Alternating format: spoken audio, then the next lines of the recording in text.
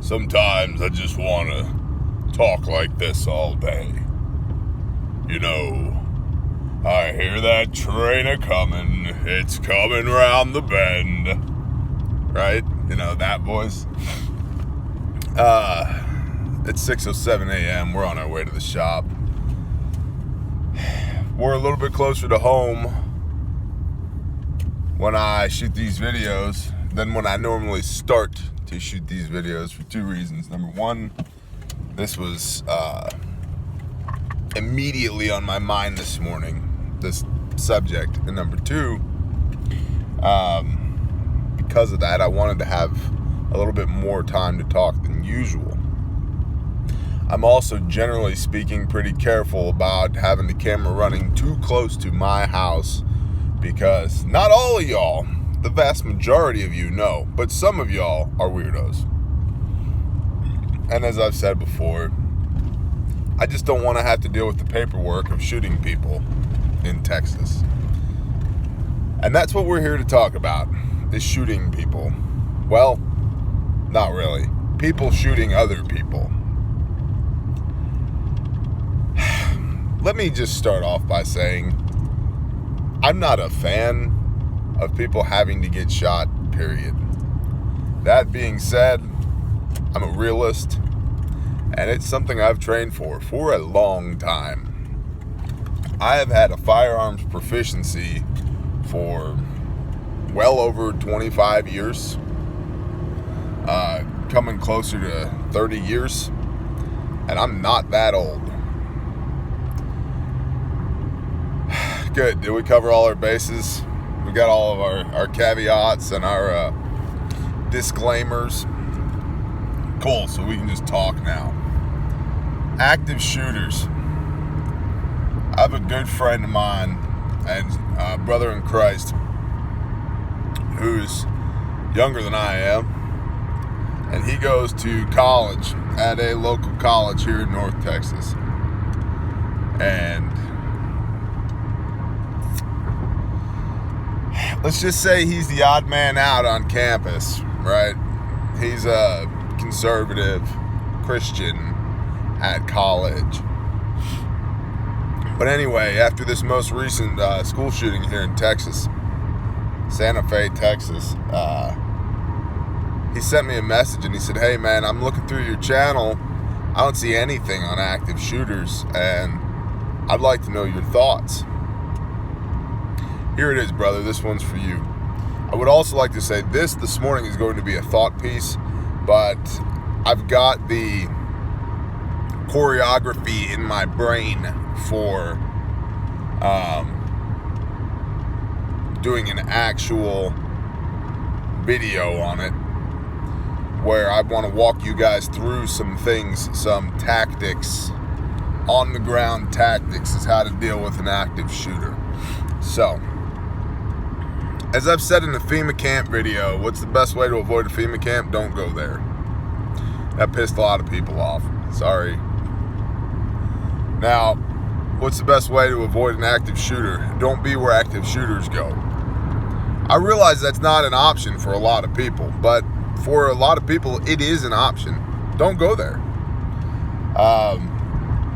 And there's something to be said for the realization that centralized power and authority ultimately leads to bad things, including taking all of our precious children and putting them in one room with a door in the corner of the room with a teacher who has no training and no firearm and no way to actually protect those children and no real authority to discipline those children, and putting that room inside a larger building filled with cookie cutter images of that room without any real security, and then wondering, why do the body counts get so high on these school shootings? Please. Frankly, a trained gunman, we're lucky the body counts are what they are. It's shooting fish in a barrel. My two oldest, when they weren't as old as they are now, were in a daycare here, after school daycare. The bus would take them and drop them off there. It was a commercial daycare, standalone building, permitted by the city, state licensing, the whole nine. And I walked in there one day, and the little girl behind the counter said, "Sir, can we talk to you?" "Sure, what's up?" "Well, some of the other parents have expressed some concern over the fact that you carry a knife." "And?" "Well, they're just concerned that, if something was to happen, that knife could fall into the wrong hands and that there could be a problem." I said, "Look, honey, nobody's getting their hands on this knife but me." The end. And I'm one of the good guys. You don't want me disarmed. I said, in fact, in deference to this school being filled with snowflakes and their children, I leave my pistol in the truck when I run in to get it. But I think I'm going to start carrying it in here. And she looked shocked. She said, "Well, sir, this is a school. You can't carry on school." I said, "Do I pay money to have my children here?" "Yes." "Are you licensed by the state as a school?" "No." "You are a daycare facility." "Is there a school zone sign out there in the road in front of this building?" "No." "You are not a school. You are a daycare. And I can legally carry here. And I'm going to." Well, she wasn't too happy about that. I said, "Honey, look. I can come through this front door. You're behind that desk. Bang, bang, bang. Mozambique drill. You're down. I walk down the hallway. I turn left in the front door. There's a teacher there. Bang, bang, bang. She's down. Turn right. Teacher there. Bang, bang, bang. She's down. I've expended 9 rounds at this point. I have 14 in the gun. I walk down the hallway. Another door on the left. Bang, bang, bang. Down. Bang, bang. Reload. Bang. Right, that's all 4 classrooms out the back door. I know there's always 2 teachers back there. Bang, bang, bang, bang, bang, bang. I've expended, 18 rounds. In under 30 seconds, I own the place now. And if I had 2 guys or 4 guys, it'd be over. 10 seconds, maybe 15 seconds. And it's over. Now, I would never do that. I'm one of the good guys. But understand that that's why guys like me need guns, in case somebody else ever decides to do that. And I would much prefer it if, rather than you sitting behind that desk having nothing but a big pen, you had a little 9mm or a 380 or a 357 or a 40 Smith & Wesson back there, that my kids were adequately protected from somebody looking to do them harm. Well, I got a letter from management. My kids don't go there anymore. But I do still feel that way. I think that teachers should be armed if they want to be. And I know most teachers are liberal snowflakes and that would be bad. I don't know. We like to say the Second Amendment is an inalienable right, and then we like to decide who should be able to exercise that right, while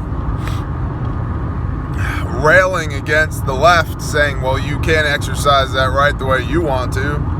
There's some hypocrisy there. If they're an American citizen, they have a right to carry a weapon, regardless of whether or not you feel they should. The end. So, active shooters. Should the teachers be armed? Yes, if they want to. Now what? Well, there's some things you need to understand. Number one, the run, hide, run, hide, fight, or something like that. I don't know about that. Much like terrorists hit soft targets, so do active shooters. They hit soft targets. I forget the statistic, 98% of all mass shootings are in gun-free zones. That should tell you something. And I know I'm not telling y'all something that you don't know already, right? The vast majority of people on this channel, we are of an accord. You think and feel the way I think and feel. Which, honestly, we need to be careful about, because we don't want to develop a myopathy here where we just constantly reinforce our own thoughts and feelings. It's good to be challenged in your convictions because it strengthens your convictions. And it allows you to flesh out the argument against somebody who disagrees with you, so that you're not, just the the wild, crazy-haired person screaming at somebody else, right? You need to be able to make a logical argument as to why you are correct in your opinion. So, anyway, bouncing all over the place today. Active shooters hit soft targets. So, number one, don't be there. Number two, harden the target. And I know that's hard to do in a school system, but like I said, teachers should be armed. I think it would be great if each school hired 4 ex-Marines or, whatever, servicemen and women. You can't put the Marines in the elementary school because they'll eat all the crayons. But,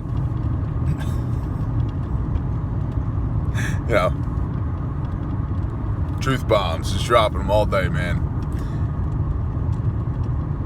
I think it'd be great if there were 4 guys or 4 girls or a combination of the two. These guys are walking around with backpacks, right? I forget who makes it. Is it Aries Armor? Makes a backpack. You throw the zipper and it unfolds, and it's an emergency shooter response kit. It's a plate carrier folded up with some mag pouches on it, right? You put SBR 5.56 carbine or a 5.56 pistol in there, and yeah. Now you got somebody who can throw rounds at bad guys.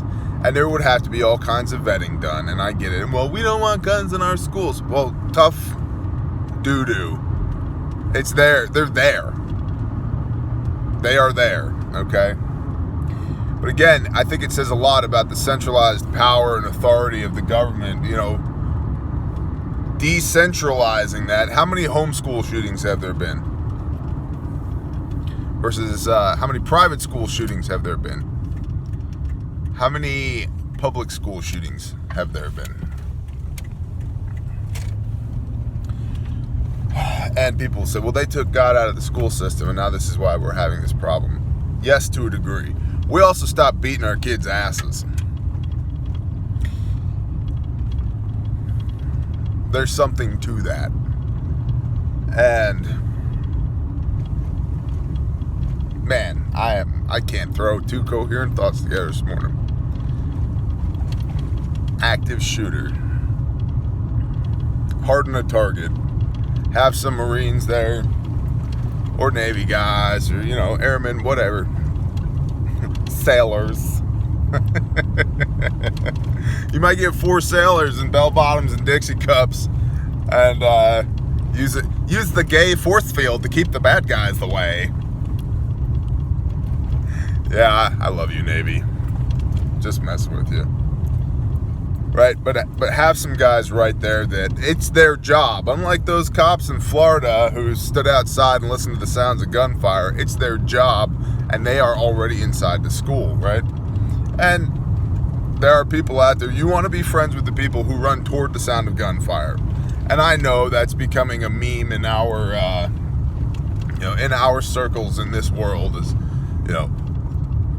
you need people who will run toward the sound of gunfire. You do. And there's lots of them out there, right? So those are the people you want inside the schools. The third thing is, the fighting back. And this is where I really want to do a good video on this. And this is probably what we're going to focus on, is the actual tactics. Understand that I am a big, strong guy. If I walk into a classroom, right, or any situation, the vast majority of you are not going to be able to overpower me. That's okay, because when I train hand to hand with other people, I'm not teaching them to overpower me. I'm teaching them how to take advantage of my weaknesses. Knees, shoulders, finger joints, wrist joints, soft targets, the throat, the groin. But also understand there's degrees here, because I've trained through all of that as well. So you can knee me in the groin, it's gonna hurt. It's not gonna put me on the ground and make me roll over and play dead. It's gonna make me mad. And now I'm coming after your soft targets, right? I'm gonna turn your kidneys into jello. But, there's a force continuum here, right? And it escalates and it escalates and it escalates. Again, getting back to arming teachers.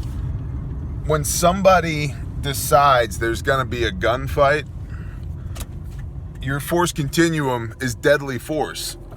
That decision's already been made. So if you can't respond with deadly force in a deadly force situation, you cannot act. You will be acted upon.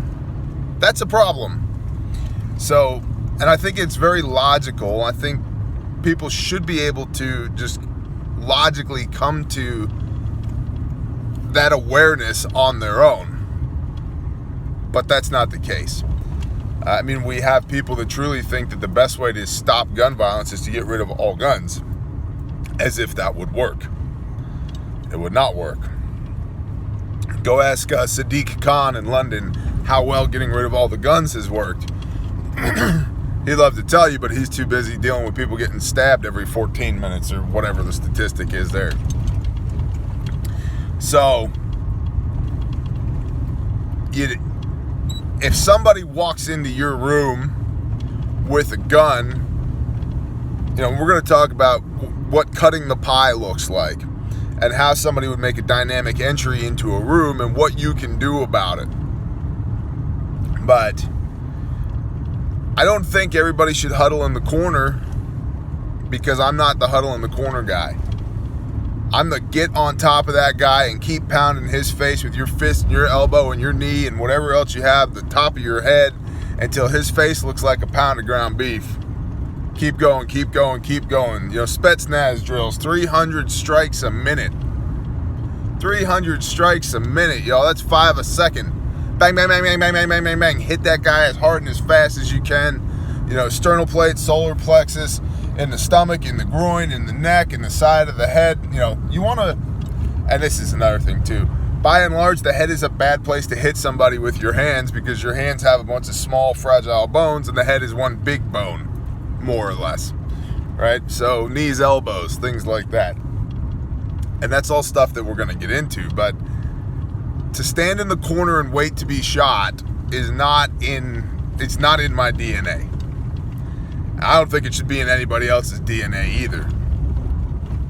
But bum rush that guy. The moment he comes in the room, he's going to be swinging his muzzle either left to right, or more typically from down to up. And remember, most of these guys, it seems like all of these guys, are not trained in this, right? So they're relying on the fact that they have a weapon and nobody else does.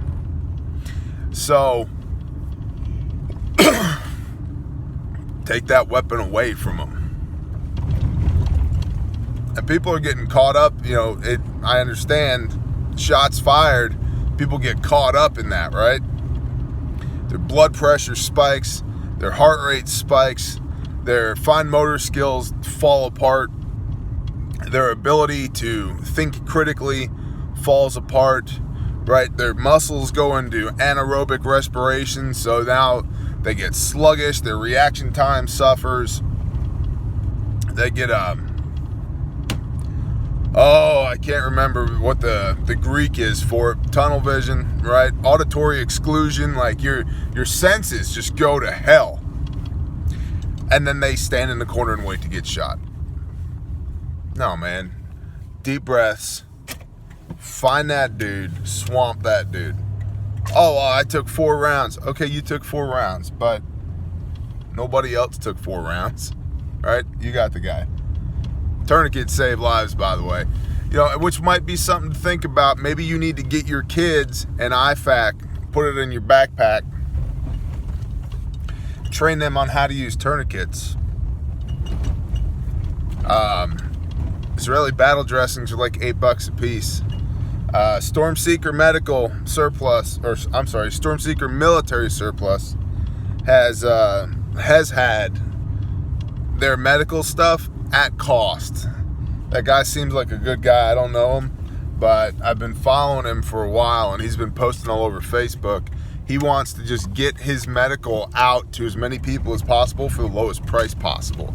So he's just been selling his medical at cost. You know, combat gauze, Z-Packs, C-Locks, tourniquets, wound dressings, Kerlex, Cling, the whole nine, all of it at cost. And what he has, his inventory changes from day to day, but it might be worth putting together an IFAC or a trauma kit for your kids and training them in its use, because tourniquets save lives. And that would be another thing for the teachers as well, right? Having the ability to stop bleeding. I wonder how many kids bled out because their friends didn't know what to do to save them. Well, T, we shouldn't have to train our children on how to react in a combat situation. Yeah, I shouldn't have to carry this on my hip, but I do in case there's somebody who poses a threat to me or mine. I shouldn't have to have a trauma kit in the truck. I shouldn't have to have my rucksack right there in the back seat and a rifle that's underneath it and the chest rig that goes with it. I shouldn't have to know how to take you apart with my bare hands. I shouldn't have to have a knife on my belt.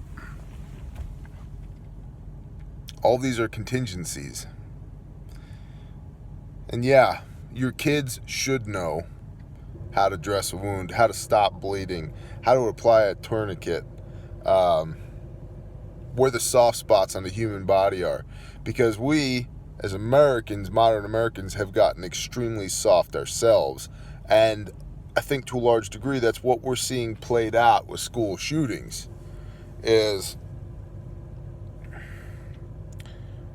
man, there are wolves, there are sheep, and there are sheepdogs. And the sheep, by and large, are in those classrooms being taught to baa as best they can with all the other sheep. Everybody fall in line. Everybody gets smoothed out. Let's take all your individualities and tamp them down so we can take you from a round peg to a square peg so you'll properly fit in the hole. Which, by the way, is stupid. Square peg in a round hole, that's what I'm trying to say. It's much easier to make a round hole than a square hole. Believe the guy who makes mortise and tenon joinery with his hands. Anyway, I digress. The sheep are in those rooms at school. The wolves are those bad kids that are going home and taking their parents' weapons or whatever, right? However they're getting these weapons and coming back to school with them. And the sheepdogs are you and me and those guys that are stopping the shootings. And we need to train our children to be sheepdogs.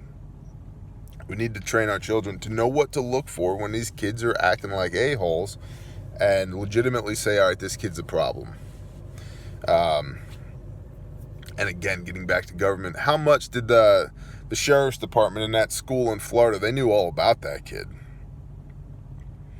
And rather than saying, well, this is clearly a failure of government, they're saying, well, if we had only had more power and more authority, the standard government response, if only you gave us more time, more money, and more power, we could have handled this. Yeah, you suck. So, train your kids to be sheepdogs. Don't be where active shooters are. If you have to be where an active shooter is, be prepared for it. Whether that means you're a conscientious objector and you're carrying a firearm on school property. I would never advocate that. But conscientious objection is a thing. Or have a blowout kit in your kids' backpacks and they know how to use it. Right? I haven't heard anybody talking about that. I'm sure somebody somewhere has figured it out because it's common sense. But have a blowout kit for your kids. I'm going to go home and make my kids up a blowout kit. Because, and then harden the target. Cowards hit soft targets. That's why terrorists blow themselves up in the middle of squares, right? You know, areas full of innocent civilians. Cowards hit soft targets. Hard targets don't get hit near as much. So that's my immediate off the top of my head thoughts. And also just to let you guys know, there will be a video coming on practical tactical applications, things that you can actually do boots on the ground to deal with an active shooter. So I hope this helps. This world is going to hell in a handbasket, people. You guys know that. End stage decadence. Beware the wolves. Be the sheepdog. And I don't mean in theory. I don't care how many morale patches you have and how much gear you have. What I care about is where your heart is and where your head is and the skills that you have right here, that if you need to come up underneath somebody's throat, crush their windpipe, spin them around, dislocate their shoulder, elbow them in the side of the head, and then punch them in the kidney and put them on the ground, you can. Those morale patches don't mean shit. Skills, right? Talent before tools. So go get training. I'll talk to y'all later. I got to go to work. I love you guys. I really, really, really love you guys, and I want you guys to be better today than you were yesterday and better tomorrow than you are today. So go get some training. Google is your friend. You can find training on this. And there's a lot of imposters out there, but there's a lot of good people out there too. And if you pay $100 for a course and you come away 10% better than you were, that's huge. It's huge. So I'll talk to y'all later. Bye.